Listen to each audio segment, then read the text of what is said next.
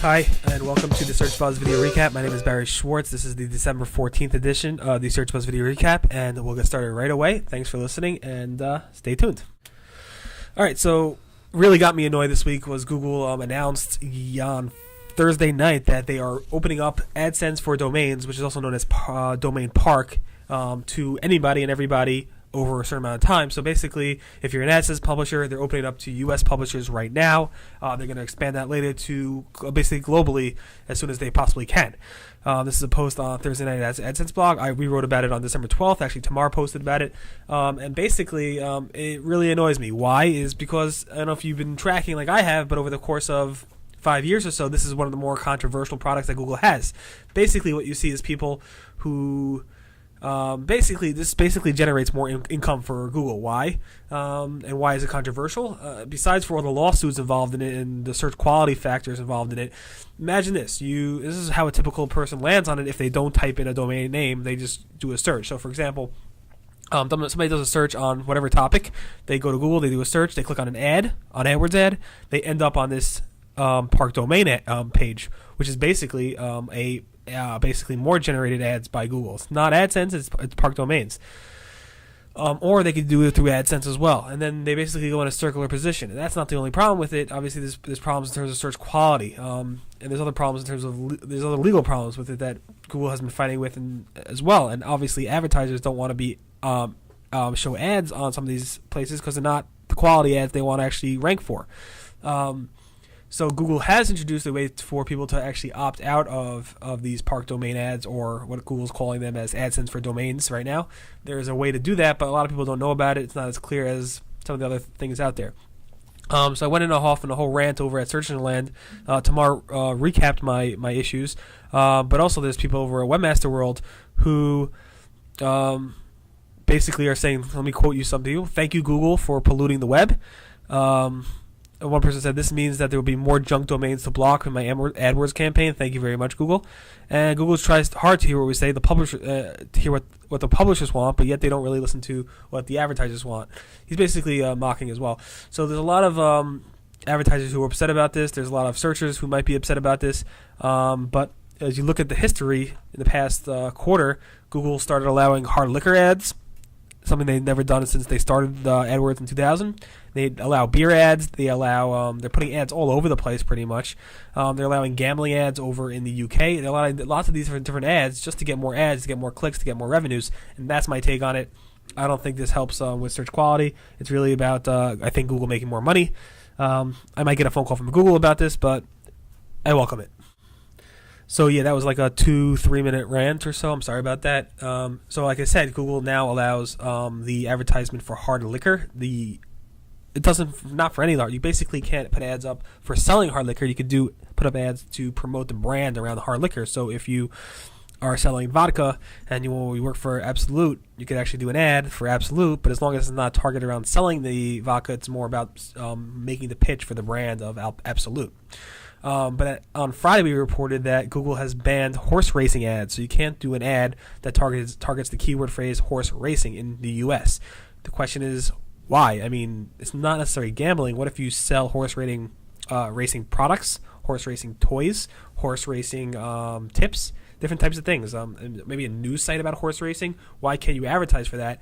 Especially since they allowed gambling ads in the UK, and especially since they allowed hard liquor ads in the US and beer ads, et cetera, et cetera. So why horse racing? Maybe it's I don't know. I mean, I did a post on it on December 12th. It's from a Webmaster World person. Maybe I'm not 100% clear about that. Maybe I'm missing something. I don't know, but it sounds very weird to me. All right, so you all know how much I love SearchWiki. I think it's useless. I'm not useless. I think it's something that the searchers aren't ready for. At the same time, on December 10th, I did a post at Search Engine Land based on a TechCrunch coverage that basically said that Marissa Meyer's presentation over in France, she admitted that Google will be using SearchWiki in the future, possibly in the future, to influence the search results. And I was wrong. Actually, Danny Sullivan covered this when they launched. They might use it in the future. They haven't said how or when or what level, but they will use it in some level in the future. Right now, they're not currently using it. But the question, another post I did on December 10th was, does Google use click data? We had a post from John Muller over at the Google Webmaster Helps discussion area, where he discussed it a little bit. It's really trying to understand what he's saying. It's more like a Matt Cutts type of post where you don't fully understand what he's saying, but he does give some clues about does Google use click data or not to influence the search ranking. If you want to learn more about both those posts, check over at seroundtable.com and go to the December 10th archives. Thursday night, sometime, Google banned itself. Basically, you just search for Google, you did a search for analytics, you did a search for Google Analytics, Google AdWords, any of the Google-related products where Google.com or the subdomains from Google actually ranked number one. For some reason, they went away. Matt Cutts admitted it on Twitter. He said, yeah, I see the issue. I'll go ahead and take care of it. And it was fixed really quickly right after that. ClickZ has a screenshot of it in action. I never saw it myself. I tried to find it while it was happening, but I guess my data centers weren't impacted. But it's fixed. Sometime Thursday night, December 11th, when Google was basically banned itself somehow. It wasn't the first time. They did it back in March 2005 and also in July 2004. I still don't know the reason why. Maybe I'll get an answer. I probably won't. For the past several months, I've been complaining about how Yahoo has a problem with 301 redirects. Basically, you set up 301 redirect, and it's not really listening to that 301 redirect. On December 9th, I wrote a long post complaining about it. But also in September, I wrote a long post complaining about it too. On December 10th, I got reports that the issue is now being resolved, but then I got some comments saying not necessarily. Some people are still having problems with it. So I'm not really sure. Basically, people are noticing that their non-WWs are showing up in Yahoo, when in fact their WWs should be showing in Yahoo, even though they have a non-WW forwarding or redirecting in a 301 redirect to the main WWW. Question is, why isn't Yahoo following that all the time? I'm not sure. All right, I've been upset about last week I went on a rant about Google not giving out holiday gifts, and not the reason I'm not giving them out, but basically saying they don't want to give it out because of it's not appropriate during these economic times. That being the case, they have given or are giving out presents to some publishers. And if you want to get a present, if you want to integrate your AdSense data with analytics, you can go ahead and do that. All you got to do is go to December 12th at seroundtable.com, click on Archives December 12th. There's a link to a Inside AdSense blog form. You click on the interest form, you fill it out, and Google will likely put you in the beta of integrating your AdSense with your analytics. And that's one of their presents. Another present is from AdWords. If you want to be on the AdWords discussion forums blog roll, go ahead to the December 8th archives at seroundtable.com. Click on the want to get onto the AdWords discussion blog roll thing, and there will be a link there to show you more information about how you could actually apply or let them know about your blog so you could actually be included in the AdSense blog roll.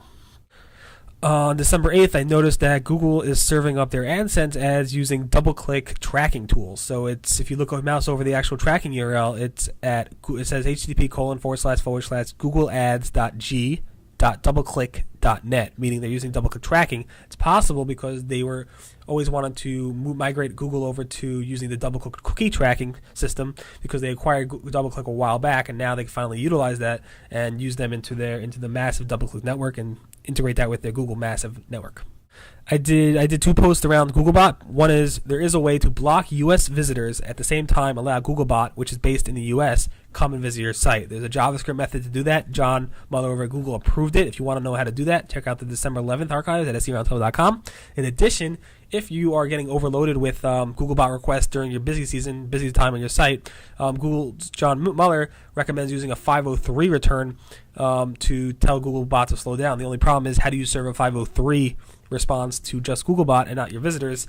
That might be a little bit tricky. You want to learn more about that, check out December 12th archives at seroundtable.com. My final discussion for today is basically that Google's Digest was when it released, and basically they released their top popular searches for 2008. On that major list was number one, Sarah Palin, obviously the U.S. government elections, Beijing 2008, which had the Olympics, Facebook login, I guess, not really sure. And there's a bunch of other ones such as Obama, Euro 2008, Jonah Brothers, and so on. They do break it down in more detail to give you by country. So thanks so much for listening to the Search Buzz video recap. My name again is Barry Schwartz, and this information is posted at seroundtable.com. Thanks for listening to the December 14th edition. I'll see you guys next week, and everyone have a great week.